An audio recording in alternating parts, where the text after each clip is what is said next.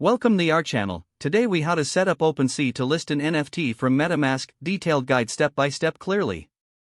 To start, open your web browser and navigate to the OpenSea website. Once you are on the OpenSea homepage, look for the profile icon in the upper right corner. Click on the profile icon to initiate the sign-in process. You will see an option to connect your wallet. Select MetaMask from the list of supported wallets. A MetaMask pop-up will appear, prompting you to unlock your wallet. Enter your MetaMask password and click Unlock. Once you are logged in, you should see your wallet address displayed in the top right corner.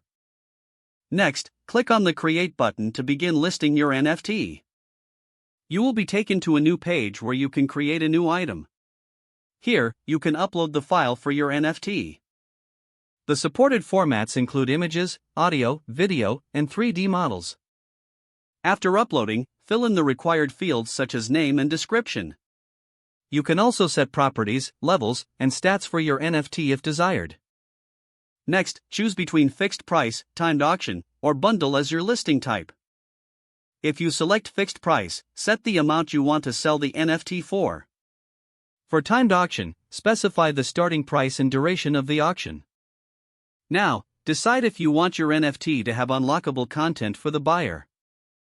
If so, add any additional information for the buyer.